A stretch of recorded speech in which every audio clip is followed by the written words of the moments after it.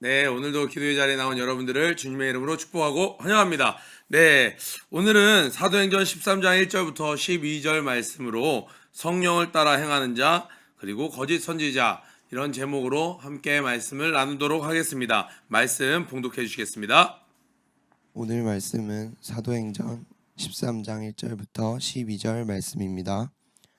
안디옥 교회에 선지자들과 교사들이 있으니 곧 바나바와 니게르라 하는 시므온과 구레네 사람 루기오와 분봉왕 헤롯의 젖동생 마나인과 및 사울이라.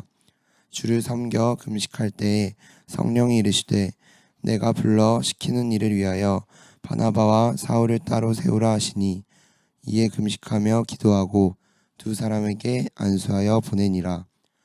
두 사람이 성령의 보내심을 받아 실루기아에 내려가 거기서 배 타고 구브로에 가서 살라미에 이르러 하나님의 말씀을 유대인의 여러 회당에서 전할세 요한을 수행원으로 두었더라.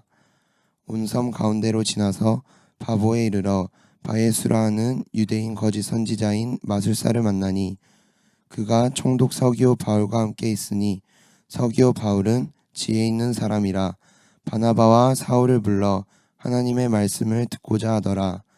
이 마술사 엘루마는 이 이름을 번역하면 마술사라.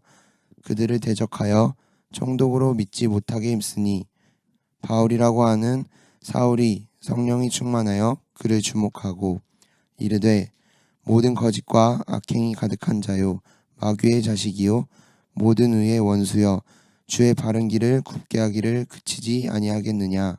보라 이제 주의 손이 내 위에 있으니 내가 맹인이 되어 얼마 동안 해를 보지 못하리라 하니 즉시 안개와 어둠이 그를 덮어 인도할 사람을 두루 구하는지라. 이에 총독이 그렇게 된 것을 보고 믿으며 주의 가르치심을 놀랍게 여기니라. 아멘. 아멘. 우리 박우진 선생님, 네, 오늘의 성경 봉독을 위하여 수예배 후에 맹연습을 했는데, 네, 원하는 것만큼 결과가 나오지 않아 지금 굉장히 슬퍼하는 표정입니다. 자, 오늘은 사도행전 13장부터 말씀을 살펴볼 텐데요. 사도행전 전체를 관통하는 메시지는 사도행전 1장 8절 말씀이라고 했습니다. 오직 성령이 너희에게 임하시면 너희가 권능을 받고 예루살렘과 온 유대와 사마리아와 땅끝까지 이르러 나의 증인이 되리라 라는 말씀이었는데요. 1장부터 8장까지는 이 예루살렘과 유다 지역에 이 말씀이 증거되는 교회의 부흥이 있었습니다. 그리고 9장부터 12장까지는 사마리아, 유대와 사마리아까지 이제 예루살렘, 이 유대인 이스라엘 지역 안에 있는 이방인들에게도 복음이 이제 증거되는 그러한 말씀의 확장이 있었어요. 오늘 나오는 사도행전 13장부터 이제 마지막까지는요, 땅끝까지 이르러 나의 증이 되리라라는 말씀이 실제로 실현되는 그리고 여전히 지금 진행되고 있는 말씀 파트입니다. 앞부분에서는 성령 하나님께서 베드로를 중심으로 사용하셨다면 이 13장부터는 이제 땅끝까지 여기에 조금 더 적합한 사람들, 이방인들을 중심으로 만들어진 교회, 어디였어요? 첫 번째 교회, 안디옥 교회를 중심으로 그곳에 파송된 선교사, 그곳에서 파송한 선교사 바울을 중심으로 하나님께서 역사하십니다. 1절에 보니까 이 안디옥 교회에서 선지자들과 교사들이 있으니, 안디옥 교회의 특징은 뭐냐면요, 예수님의 12제자 어떤 사도가 있었던 교회가 아니었어요. 그 사도들이 직접 가서 이렇게 개척하거나 그곳에 상주하면서 가르친 교회가 아니라 그곳의 구성원들을 보면 놀랍습니다. 여러 종류의 사람이 있었는데 중요한 것은 그들이 다 선지자들과 교사의 역할을 감당하고 있었어요. 한번 구성원을 볼까요? 곧 바나바는 어떤 사람이었죠? 사도행전 4장 36절에 보면 사도들이 인정했어요. 이 사람은 굉장히 괜찮은 사람이야, 위로의 사람이야, 믿음의 사람이야. 이는 어느 사람이었냐? 바로 구브로에서 난 레위족인, 이름은 레위족인 요한, 바나바라고도 하는 요한이었습니다. 그러니까 이는 출신은 어디였어요? 구브로 섬에서 난 유대인이었습니다. 또 니게르라 하는 시므온, 그러니까 이름은 시므온인데 니게르라 하는, 그러니까 수식어죠. 그러니까 어떤 정보를 주는 건가요? 이 라틴어가 어원이 된 어떤 단어예요? 니그로, 우리 이제 이 니그로란 단어가 시대가 흐르면서 노예제도가 생기고 하면서 사람들을 좀 하대하는, 피부가 까만 사람들을 좀 하대하는 그런 단어를 사용했지만, 이 단어는 이제 아프리카 지역 출신이라는 것을 이야기하는 죠. 아프리카 출신의 이름은 시므온, 유대 이름이에요. 그러니까 아프리카 쪽에서 온 개종한 사람들. 그러니까 여러분 머릿속에 한번 그려보라는 거예요. 실제로 유대인인데 다른 섬에서 태어났던 사람, 그리고 아프리카 쪽에서 건너왔는데 이제 개종한 사람, 그리고 구레네 사람 루기오는요 로마식 이름이죠. 루치오스. 그러니까 로마 문명에 있었던, 로마 문화권에 있었던, 그러니까 완전히 세상의 중심에 있었던 문화의 영향을 받은 사람. 그리고 또 놀라운 사람 나죠. 분봉왕 헤롯. 여기서 나오는 헤롯은 누구였냐면 세례 요한을 죽였던 그 헤롯이에요. 자, 그 헤롯의 젖동생, 그러니까 헤롯과 같은 유모 밑에서 자란 마나엔이라는 사람, 그러니까 왕실 문화에 그냥 익숙한 사람이겠죠. 왕은 되지 않았지만 이 헤롯 왕과 어렸을 때 유아 시절을 같이 한 유모 밑에서 같은 교육을 받으면서 자란 사람, 그리고 사울이라. 그러니까 이 안디옥 교회는요 굉장히 인종적으로도 여러 민족이 섞여 있었고, 그리고 이제 계층 간에도 굉장히 낮은 계층부터 황실에 있는 왕궁에 있는 자들까지도 쫙 믿는 거예요. 여러분 드라마 같은 거 보면 나오잖아요. 이 정부에 있는데, 왕실에 있는데 그 중에 신하 중에 누구 한 명은 이미 이전부터 예수를 따르는 제자였어. 때를 살피면서 탁 신분을 숨기고 그곳에서 기독교인들, 핍박받는 기독교인들에게 피할 길을 다 알려주고, 왕실에도 이미 예수 믿는 자들이 이렇게 있었다는 거예요. 그들이 모인 교회가 바로 이 안디옥 교회였는데, 그들의 역할이 뭐였냐면 놀랍죠. 선지자들과 교사의 역할을 했다는 거예요. 하나님의 말씀을 받아서 이야기하는 자들, 그리고 하나님의 말씀을 주실 때 이 말씀이 무슨 말인지 가르치는 교사들, 그리고 하나님이 우리에게 이미 말씀하시고 여전히 말씀하시는 이 성경이 어떤 말씀이신지 참뜻을 알려주는 그러한 역할들을 이 사도들이 한 것이 아니라 그때 당시에 있었던 안디옥 교회에 있었던 이러한 자들이 그 역할을 감당하고 있었습니다. 뿐만이 아니라 안디옥 교회는 무엇을 하고 있어요? 주를 섬기고 있었습니다. 2절 앞부분에 보니까 주를 섬겨라고 나오고 있어요. 주를 섬겨, 물론 예배를 포함하겠죠. 예배를 포함하지만 그들의 삶이 주 앞에 어떤 행정적인 조직 체계로 움직이는 것이 아니라 삶이 주를 섬기는 삶을 살고 있었던 거예요. 교회에서 음식 봉사를 하는 거, 우리 자모에 속한 분들이 오셔서 우리 어린 자녀들을 위해 음식을 해주시잖아요. 이것이 다 그냥 식당 돈 벌기 위해서 음식 솜씨 자랑하는 게 아니라 주님을 섬기는 모습이죠. 그러니까 안디옥 교회는요 여러 가지 각양각색의 모습으로 주를 섬기는 일을 하고 있었어요. 아니요, 좀 더 정확하게 말하면 그들이 하는 일이 주님 보시기에 다 주를 섬겨 하는 일이었던 거예요. 그리고 그들이 나아갈 바를 자신들이 회의에서 뜻을 정해서 하는 것이 아니라 금식할 때 기도 생활을 쭉 하고 있었던 거예요. 금식은 내 모든 생각을 내려놓고 인간적인 것들을 배제하고 아버지의 뜻을 구하는 것이잖아요. 그러니까 이들은 기도하면서 금식하면서 주를 섬기며 봉사하며, 그리고 이 모든 사역 가운데 이들이 다 무엇을 하냐면 또 교사였던 거예요. 선지자였던 거예요. 그러니까 하나님의 사람은요 말씀을 늘 배우던지 아니면 가르치던지. 그런데 교회를 오래 다닌 사람들이 이런 말을 되게 불편해해요. 말씀을 가르치라고 그러면 말씀을 가르치기에는 사실은 좀 자신이 없어. 그런 말씀을 배우라고 그러면 배우라고 하기엔 내가 지금 교회를 다닌 지가 몇십 년인데 내가 지금 말씀을 또 배우라니, 그러니까 자존심이 좀 상해요. 그러니까 어떤 일이 생겨요. 아무것도 모른 채 교회 생활을 계속해 나가는 거예요. 그러니까 우리 교회 JCA 아카데미 보면요, 거기에 새 신자들만 듣는 게 아니죠. 아니 저도 당연히 들어가서 모르는 게 너무 많아요. 늘 듣고 깨닫고 배우고 놀랍고. 맞아요. 그렇게 말씀을 배우거나 또 각 부서에 가서는 어린 학생들에게, 어린 자녀들에게 내가 늘 배운 말씀을 또 가르치거나, 그러니까 내 삶에 말씀을 인풋하는 시간과 아웃풋하는 시간이 늘 있어야 내가 어떤 사람이 되냐, 말씀 중심의 사람이 되고, 그럴 때 우리가 하는 금식과 우리가 하는 섬김과 이런 것이 말씀 밖으로 벗어나지 않는 안전장치가 되는 거예요.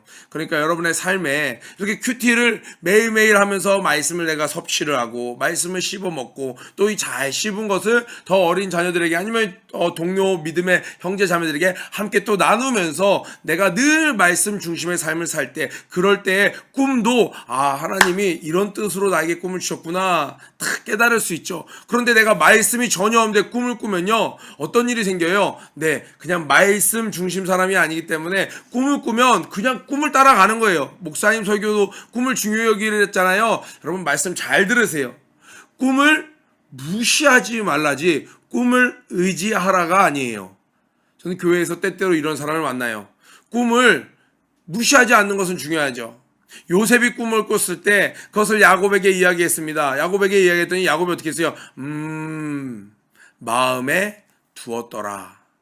그 꿈을 딱 그 요셉이 꿈을 보고, 곡식단이라 해와 달과 별이 다 절하더라. 야, 동생들 다 나와. 요셉한테 절해. 이건 꿈을 막 그냥 맹신하는 거죠. 그런데 뭔가 하나님이 꿈을 주셨네, 무시하지 않았더라, 마음에 품는 거예요. 여러분들이 그렇게 할 수 있으려면 말씀 중심의 사람이 되어야 된다는 것. 하나님께서 이렇게 이 삼박자가 잘 맞아 돌아가고 있을 때 성령이 이르시되, 교회를 이끌어 가시는 분, 이 세상의 역사를 이끌어 가시는 분 성령 하나님이십니다. 우리의 아버지 하나님이시고 예수 그리스도예요. 자, 내가 불러시키는 일을 위하여, 그러니까 지금 교회에서 많은 일을 해요. 눈에 보이는 일을 하지만 실제로 이것을 시키시는 분은 누구십니까? 교회 이끄시는 분은 바로 성령 하나님이시죠. 그런데 많은 사람들이 이 성령님의 지시 없이 자기들 뜻대로 이끌어가요. 그러면 이름은 교회지만 교회 역할을 할 수 없는 것이었겠죠. 그러나 초대교회는 성령님이 직접 시키시는 일을 수행하는 곳이었어요. 그러니까 얼마나 아름답습니까? 성령님이 말씀하시고 그 말씀하신 것을 100% 수행할 수 있는 교회. 하나님은 오늘도 찾으시는 거예요. 누구를 찾으세요? 하나님의 뜻을 완전히 수행할 수 있는 사람, 헌신할 수 있는 사람. 오늘날 교회는 어디예요? 바로 예수 그리스도의 그 영으로 오신 성령 하나님이 성전 삼으시는 저와 여러분이 바로 오늘날 교회이죠. 또 저와 여러분이 모인 곳이 교회이죠. 그 교회를 찾으시는 거예요. 어떤 교회를요? 주께서 시키시는 일을 수행할 수 있는 교회를 말이죠.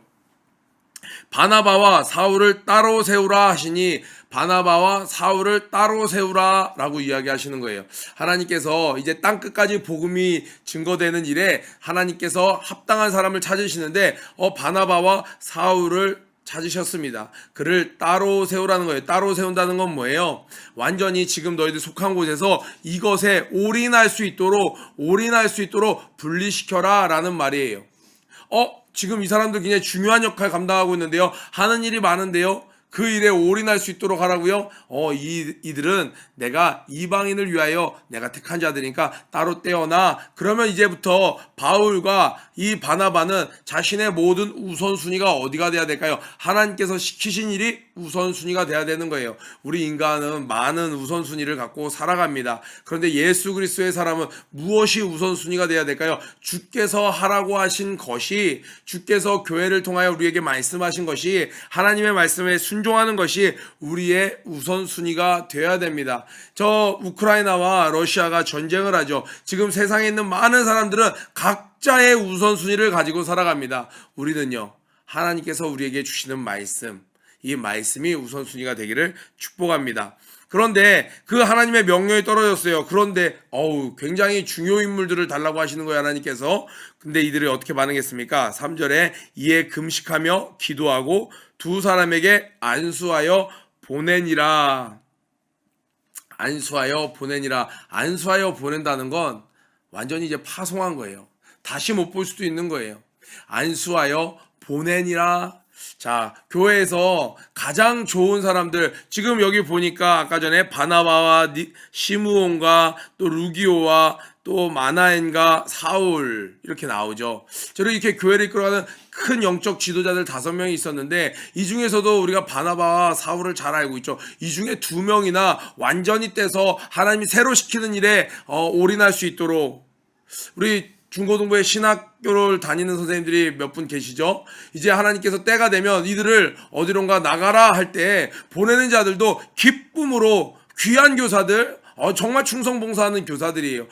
이 사람은 보낼 수 없습니다가 아니라 하나님이 보내시면 아멘 하고 그들에게 축복하며 보내는 것이 맞는 것이죠. 초대교회는요, 이렇게 사람의 관계에 매여서 이 사람은 못 보내요, 이 사람은 우리 사람이에요, 이런 게 아니었어요. 하나님이 하라고 하면 가장 중추적인 역할을 하던 사람조차도 하나님께서 가라 하면 가라 할 수 있는, 보낼 수 있는 그러한 교회였다라는 거예요.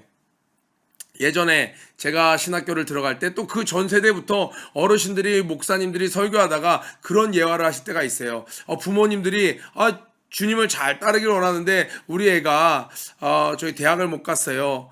그리고 우리 애가 조금 부족한데 어떻게 신학교라도 들어갈 수 있을까요? 신학교는 그런 사람이 들어가는 게 아니에요. 신학교는 가장 귀한 자, 가장 똑똑하고 능력 있고 또 하나님의 일에 정말 뜻이 있는 충성된, 심지어 이런 조건을 다 갖췄을지라도 부르심이 없으면 갈 수가 없는 자예요. 그러니까 하나님께 드리는 것은 가장 귀한 것으로 드리는 것이죠. 교회에서 파송하는 자, 우리 공동체도 좀 없어졌으면 좋겠다. 이 사람은 좀 없었으면 우리가 좀 평안할 텐데, 이 사람 성격이 너무 세, 이 사람은 교회 물건만 갖다 쓴 사람이야, 물질만 자꾸 축내는 사람이야, 이 사람은 그냥 좀 선교사로 나갔으면 좋겠어가 아니라 우리 교회에 꼭 필요한 사람, 이 사람이 없으면 안 될 것 같은 사람을 하나님은 달라 해서 그를 보내십니다. 정말 우리가 참 교회라면 하나님께서 달라 하실 때 기쁨으로 그를 축복해야 되는 것이에요. 그것이 공동체 안에서든 우리 개인에게서든 하나님이 우리의 삶, 우리가 교회라고 했으니까 각자도 내 삶에서 가장 귀한 것을 따로 떼서 달라고 하실 때, 너희 젊음의 때에 이 시간을 나에게 좀 줄 수 있니? 근데 예수 믿는데 어떻게 이 젊은 날 이 시간을 드립니까? 또 어떤 자는 하나님, 내 젊음의 가장 귀하고 아름다운 시간을 불러주셔서 하나님 택해 주셔서 감사해요 하고 막 기도하고 안수하고 금식하고 보내니라. 어떤 것이 참 아름다운 교회예요? 하나님이 부르심에 감사하는 거예요. 근데 어떤 친구는 지금은 시험 기간이라서, 지금은 제가 학생이니까, 학생 때부터 주를 위해 뛸 수 있다라는 건 나중에 그 친구가 천국까지만 간다면 감사 중에 감사가 아닐까 저는 생각합니다. 우리 똑바로 하고 살아야 돼요. 만약에 그 친구가 천국 갔을 때 주님이 내가 너 10대 때부터 불렀는데 너 굉장히 버티더라가 40대부터 하더라, 50대부터 하더라, 천국 가서 감사하죠. 그러나 얼마나 멋졌겠어요. 그런데 어떤 친구는 어린데 이해도 하지 못하는데, 여러분 전 세계를 지금 돌아다녀보면요, 마지막 때에 주의 일을 하는 사람들이 굉장히 많습니다. 그런데 놀라운 거 아세요? 중학생인데 선교사로 활동하는 친구도 있어요. 대학은요, 직장은요. 그 친구는 그런 거 아예 신경 안 써요. 선교사예요, 선교사. 자기가 20살이 되기 전에 죽을 수도 있어요. 그런 친구를 보면 답이 없는 것 같지만 답은 주님이 갖고 계시는 인생이죠. 마음을 뜨겁게 하죠. 주님이 나를 부르신 게 확실하고 자기의 감정 따라서, 자기의 느낌 따라서 그냥 다른 거에 자신 없으니까 하던 걸 접고 가는 게 아니라 그냥 하나님의 부르심이 있어서 헌신해서 저 외국 가서 실제로 지금 섬기고 있는 선교사님 중에는 중학생 친구도 있더라는 거예요. 이번 신학교 들어왔던 많은 생도들 중에 굉장히 어린 생도분도 있는 거예요. 그런데 목사님께서 그가 분명히 의과대학을 준비하는 걸 알고 있었는데 어찌된 일이냐 물어봤더니 하나님의 부르심을 받고 왔다라는 거예요. 자기가 어리면 어릴수록 하나님이 일찍 부르셨는데 그때부터 순종하는 게 낫다고 생각하고 왔다라는 거예요. 여러분, 하나님의 이 부르심에 헌신하, 이걸 보면서 안디옥 교회가 그랬구나 하지 마시고, 여러분의 삶에도 주님께서 주의 일을 위하여 부르시는 것이 있다면, 하나님 이 물질 여기 있습니다, 하나님 이것 여기 있습니다, 하나님 꼭 달라고 하실 때 뭘 달라고 하시냐, 너 그 노트북 사보고 남은 17만 원 좀 나에게 헌금해라 가 아니라, 너 노트북 사려고 모아놨던 그 돈 있지, 아무도 모르게 모은 그 돈 나에게 줄 수 있니? 너 이번에 한턱 쏘고 남은 3만 원 좀 나한테 줄 수 있니가 아니라, 너 이번에 몇 년 동안 적금한 거 만기지? 그거 나에게 줄 수 있니? 이거를 사람에게 보이려고 하는 것이 아니라, 목사님에게 알리려고 하는 것이 아니라, 여러분에게 그런 감동이 온다면 기꺼이 드려보세요. 뭐가 문제입니까? 드리지 못해서 문제고, 나를 하나님이 신뢰해 주셔서 그런 메시지를 주시지 않는 게 더 문제고 안타까운 일이지, 주님이 나의 가장 좋은 것을 달라고 하시는 것이 도대체 뭐가 문제입니까? 감사해야 될 일입니다. 이곳에 있는 3명 아멘을 안 하십니까? 예. 슬픈 아멘. 기쁨으로 다시 한번 아멘. 두 사람이 성령의 보내심을 받아, 그러니까 부르시는 자도 보내시는 자도, 우리 찬양에도 있잖아요. 나를 부르시니가 하나님, 나를 보내시니도 하나님. 그럴 때야 나의 나 된 것은 하나님 은혜예요. 그런데 하나님 부르시지도 않고 보내시지도 않는데 자기 뜻대로 교회에서 마음껏 자기가 하고 싶은 대로 하고 하나님의 은혜라고 하니 주변 사람은 은혜를 못 받아요. 그런데 나를 부르시니가, 나를 보내시니가, 그 말씀에 순종해서 가는 사람들은요, 그도 하나님의 은혜지만 그의 삶을 보는 우리도 하나님의 은혜를 함께 누리는 거예요. 바울의 인생을 우리가 묵상할 때 은혜가 되잖아요.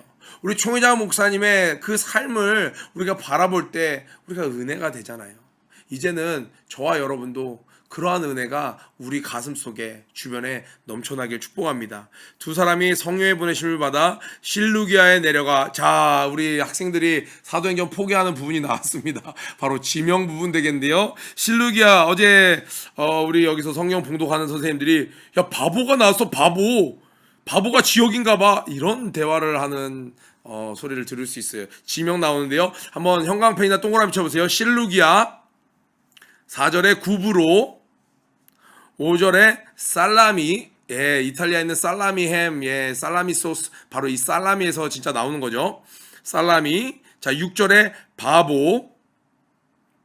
자, 오늘 나오는 것은 요 정도 지명이 되겠네요. 자, 한번 지도를 한번 보겠습니다. 지도를 보면 굉장히 여러분이 쉬워요. 자, 안디옥 교회가 있었죠. 지금 오른쪽에 나오는 이 지도에 안 나오네요. 저 안디옥 교회에 있는 이곳에서 이제 선교사들이 가는데 배를 타고 가요. 배를 타고. 자, 배를 타고 가니까 실루기아에 내려가. 그러니까 해변가로 가야겠죠. 인천 공항으로 가서 인천 앞바다로 가서, 그러니까 실루기아라는 해변으로 가서 거기서 배를 타고 어디로 가요? 살라미로 가는 거예요. 근데 구브로에 가서 살라미에 이르니, 구브로 섬이에요. 이 구브로 키프로스라고 하죠. 이 섬에 있는 살라미. 무슨 말인지 알겠어요? 이 구브로 섬에 있는 살라미에 갔는데 여기는 배가 정착하는 거예요. 배가 내리는 곳이에요.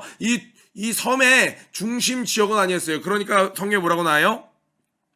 자, 온 섬 가운데로 지나서, 6절이에요. 온 섬 가운데로 지나서, 자, 이 살라미에서 내려서 섬 가운데를 다 지나갔고, 가장 핵심 지역인 이 섬의 행정 지역인 어디예요? 바로 바보스, 이곳으로 지나갑니다. 이 영어 성경으로는요, 파포스, 이게 맞는 거예요. 퍼포스랑 비슷하죠? 파포스. 근데 우리나라 성경으로는 바보, 이렇게 그냥 번역을 해놨어요. 자, 바보라는 곳에 가서 이제 전도를 하는 거예요. 자, 그러니까 이 지명 다시 한번 띄워주세요. 이 지명이 왜 어렵냐면요, 어려울 수밖에 없어요. 여러분만 어려울 거라는 생각을 해서 포기하지 마시고 이렇게 지도를 펼쳐놓고 보시면 돼요. 자, 뭐가 어렵냐면 이 지명이 나올 때 이것이 단위가 어떻게 되는 건지를 설명이 없어요. 이 유럽에 사는 사람들, 그리고 그 지역에 사는 사람들은 이것이 이해가 쉽겠지만, 이 우리 지금 아시아에 사는, 이 대한민국에 사는 친구들한테는 이런 행정 체계 자체가 어렵죠. 자, 보니까 구브로 살라미 바보가 다 똑같은 걸인 줄 알아요.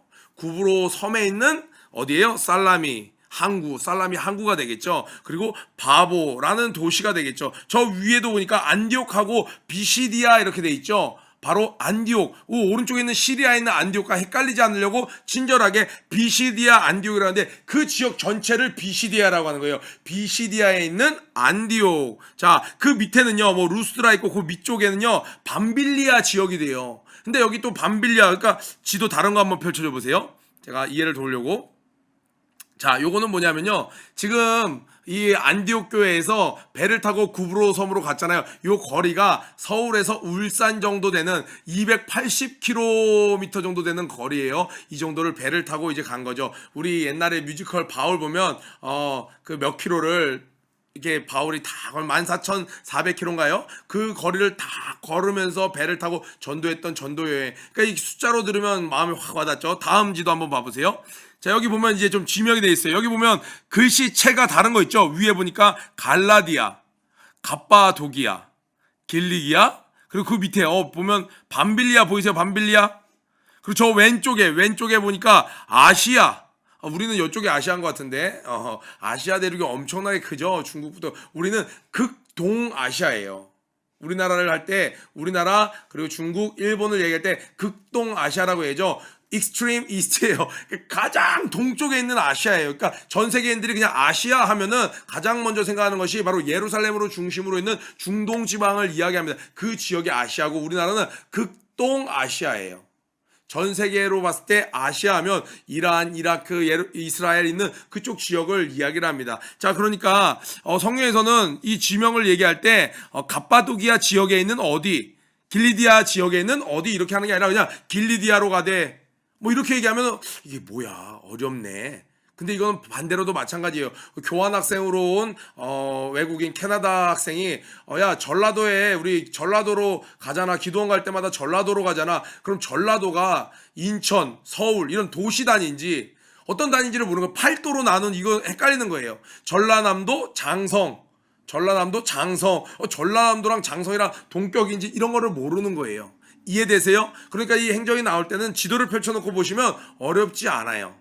그러니까 전라북도에 있는 전주, 그러니까 이 전북, 전남, 이거 전남이나 장성이나 같은 건가 헷갈려 한단 말이에요. 근데 이거를 알고 보면 큰 덩어리로 이야기하는 건지 그 안에 있는 작은 도시를 얘기하는 건지 지도를 펼쳐놓고 보면 제가 이렇게 왜 장황하게 얘기하냐면 이거를 글로만 보면 도저히 이해가 가지 않고 오늘 나오는 부분이 바로 13장, 14장이 1차 선교 여행, 1차 전도 여행이에요. 그러니까 바나바와 사울이 가요. 바나바가 아까 어디 사람이라고 그랬어요? 어디 출신이라고 그랬어요?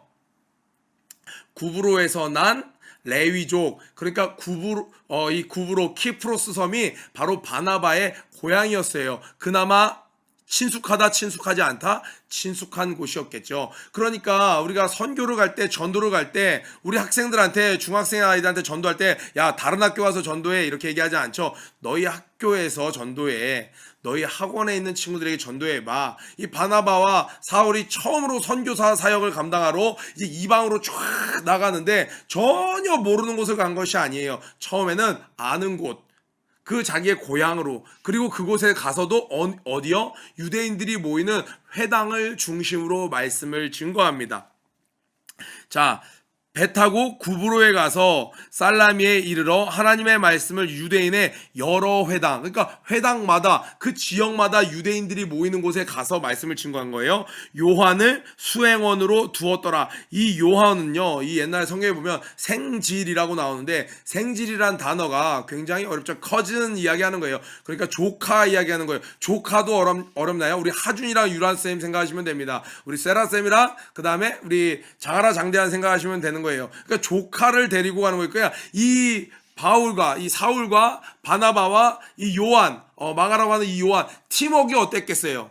서로 친숙한 거죠. 친척이에요. 조카예요. 더군다나 이 사울이랑 바나바는요 얼마나 끈끈한 우정이 있었겠어요. 사람들이 다 사울을 믿을 수 없다. 어떻게 저 사람이 그리스도인들을, 예수 믿는 자들을, 예수 따르는 자들을 핍박하던 자인데 저 사람을 어떻게 우리가 받아들여 줍니까? 혹시 우리도 밀고 하려는 거 아닙니까? 할 때 바나바가 가서 탁 중재를 하잖아요. 그 위로자 바나바, 또 믿음의 사람, 그러니까 이들은 마음이 잘 맞았던 거예요.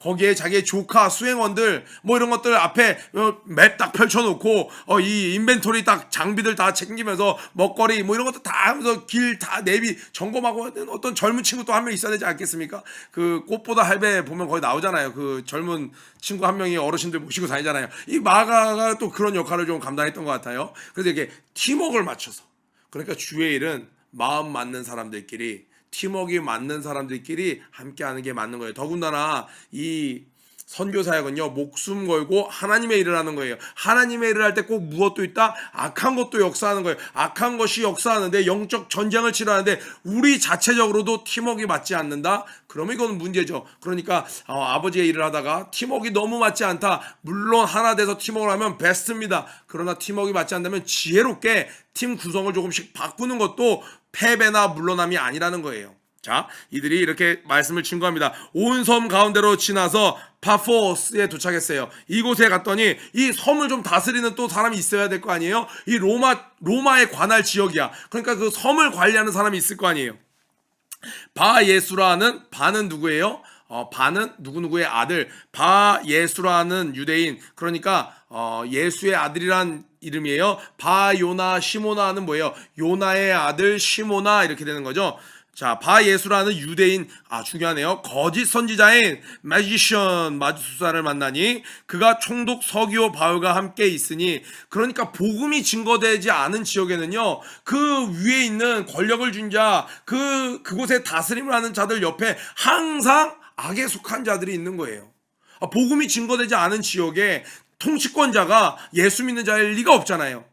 예수의 그 복음이 증거되지 않은 곳에 통치권자가 너무 선해서 스스로 하나님을 구해서 이 사람들에게 하나님 보시기에 의를 행하고 있을 수가 없잖아요. 그러니까 그 옆에는 겉으로 보기엔 인격이 있어 보이고 겉으로 보기엔 품행이 단전해 보일지 모르지만 악한 자가 항상 그곳에 머리를 쥐고 있고 그 옆에서 항상 행하더라는 거예요.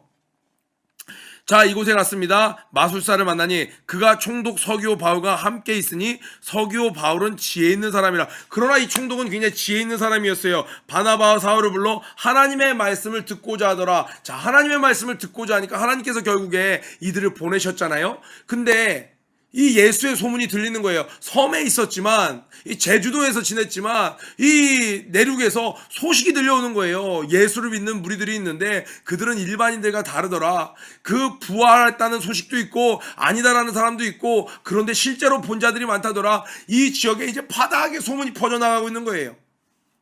그러니까 이 총독 서기오는 궁금한 거예요.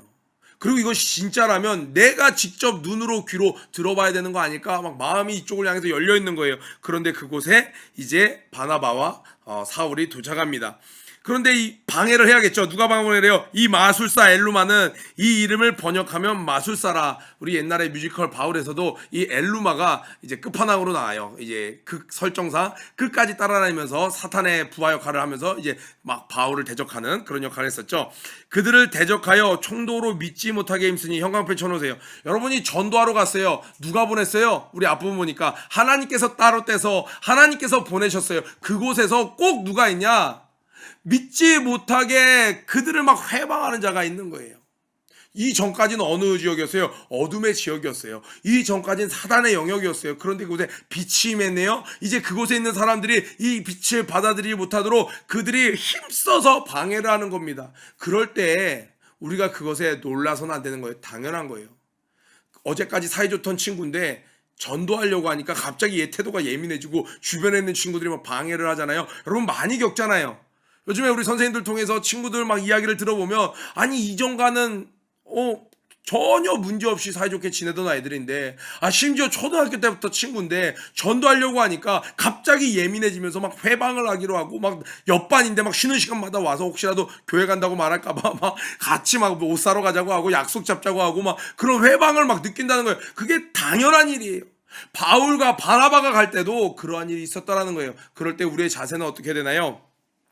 자, 바울이라고 하는 사울이, 여기서 이제 바울이라고 하는 사울은 누구예요? 우리 이제 사도 바울을 이야기하는 거죠. 그 사울이 성령이 충만하여, 첫 번째는 성령이 충만해야 되는 거예요. 두 번째는 그를 주목했다라는 거예요. 그 대적자를 주목하여 뭐라고 이야기합니까? 이르되 모든 거짓과 악행이 가득한 자요, 마귀의 자식이요, 모든 의의 원수요, 주의 바른 길을 굽게 하기를 그치지 아니하겠느냐?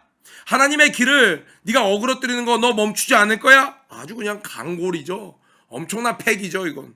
보라, 이제 주의 손이 내 위에 있으니 내가 맹인이 되어 얼마 동안 해를 보지 못하리라 하니 즉시 안개와 어둠이 그를 덮어 인도할 사람을 두루 구하는지라. 그러니까 갑자기 눈이 어두워서 누가 나 좀 잡아줘. 바로 그냥 즉시로. 엄청난 사건이었죠. 여러분도 학교 가서 친구들한테 이렇게 하라는 게 아니라 여기서 이 원리를 보고 우리가 깨달을 것이 무엇이에요? 충만해야 된다는 거예요. 말씀을 증거하는 사람은. 그리고 그 대적자가 있을 때 놀라지 말고 그를 주목하여, 우리 야고보서 4장 7절인가요? 마귀를 대적하라. 그리하면 너희를 피하리라. 마귀를 대적해야 되는 거예요. 교육관에서 기도하면서 그때 철야 기도를 하려고 그러는데 막 엄습해 오는 것이 있어요. 뭔가 스물스물해. 막 가위가 눌려. 막 나사라 예수 이름으로 하니 더러운 귀신아 가라 해야지. 교육관에서 기도하면서 잘라고 그러니까 무서워. 집에 들어가야겠어. 이건 안 되는 거죠. 그런데 우리 친구들 때때로 헷갈려요. 요셉 도망가지 않았습니까? 죄로부터는 도망가야 되는 거예요. 근데 죄는 주목하여 바라보고 마귀한테는 도망가요. 그러면 그 신앙생활이 어떻게 되겠어요? 죄의 유혹으로부터, 그 장소로부터, 그런 사람으로부터 도망가는 게 지혜입니다. 악한 데는 밀어놔라 이야기 나오잖아요. 그 죄로부터는 도망가는 것이 지혜입니다. 그런데 영적인 전쟁이 있어요. 그럼 믿음으로 선포하는 거예요. 더러운 귀신아 가! 사단아 물러가! 근데 이것이 그냥 했다간 사단이 오히려 우리를 억누르고 압제하는 것이죠. 성령이 충만하여 가로되. 오늘 학교 가기 전에 여러분 아침에 기도했으니까 기도하고 거울 보고 예수 이름을 명하는 더러운 귀신아 가! 믿음으로 한번 외쳐보고 나가는 건 어때요? 학교에 갈 때 마음으로 계속 외치는 거예요. 전도할 때 무슨 일이 있을 때, 전 신방 갈 때 뭔가 느낌이 이상하다. 그럼 공중 화장실이나 그 집에 있는 화장실 가서 기도하고 귀신 쫓고 말씀을 나누고 상담을 합니다. 왜? 그곳에는 늘 악한 것이 틈틈이 노리고 있기 때문에 그렇습니다. 그러니까 그들의 대적함을 여러분 놀래지 마시고 여러분 안에 계신 성령님을 힘입어 담대히 내어 쫓으시길 축복합니다. 아멘. 12절에 이에 총독이 그렇게 된 것을 보고 믿으며 주의 가르치심을 놀랍게 여기니라. 자, 13장 14장이 1차 전도 여행이라고 그랬어요. 오늘 여정을 한번 볼까요? 지도 한번 다시 보겠습니다. 이거 계속 반복할 테니까 여러분 어려워하지 마세요. 오늘 다 듣고 이 사도행전 이 앞부분 하는 동안 우리 다음 달은 어떻게 될지 모르겠습니다. 이 지도를 보면서 아주 이제 가볍게 한 바퀴를 돌고 있죠. 가볍지만 뭐 거리가 꽤 됐죠. 아까 구부로까지가 280km, 서울에서 울산 거리 정도 된다고 그랬습니다. 자, 이 안디옥에서 실루기아, 안디옥에서 바로 배 띄울 수 없죠. 이 내륙 지방에서 바로 배 탈 수 없잖아요. 그러니까 이제 한국까지 내려와야겠죠. 이제 그곳이 바로 실루기아였고 그곳에 배를 타고 살라미에 도착합니다. 살라미 아주 아름다운 해변이죠. 아름다운 그 항구 도시죠. 그곳에서 전도를 하면서 그곳에 있는 가장 번성한 도시 파포스, 바보로 갑니다. 그곳에서 말씀을 전하는데 여기에 아니나 다를까 서기오 그는 마음이 열린 상태로 복음을 듣고자 했습니다. 그런데 그를 회방하는 자도 있어요. 여기서 하나님이 함께 하심으로 말미암아 그 마술사 일루마에게 눈이 어두워지는 사건이 일어난 곳이 바로 이 구브로 섬에서 일어난 사건이 되겠습니다. 또 이제 계속 이들이 섬에만 있을 수 없죠. 또 이제 배 타고 또 이동해야 되겠죠. 배 타고 이동해요. 그럼 그 이동한 곳에서 바로 하는 것이 아니라 그 항구만 있는 것이 아니라 그곳에서 다시 또 이동을 쭉쭉쭉쭉 이렇게 합니다. 그리고 돌아올 때는 어떻게 해요? 처음에는 어떻게 해요? 갔던 길로 자전거 타고 자전거 여행도 어떻게 해요? 갔던 길 새로운 길 개척해서 돌아오지 않죠? 처음에는 어떻게 해요? 1단계 때는요. 갔던 길 그대로 돌아오기. 따라합니다. 갔던 길 그대로 돌아오기. 그래서 1차 전도 여행 때는 갔던 길을 그대로 다시 돌아오면서 복음을 전한 곳이 어떻게 잘 정착하고 있는지를 살피면서 돌아오게 됩니다. 자, 이 13장, 14장이 1차 전도 여행에 해당되는 것을 기억하시면서 말씀 묵상하시면 되겠습니다. 자, 오늘도 하루 승리하는 여러분 되길 축복하면서 우리 구호 외치고 아침 기도에 마치도록 하겠습니다. 고 준비! 런 앤 플레이 시작! 모든 일에 전심전력하는 하루가 되자! 오늘도 승리하세요!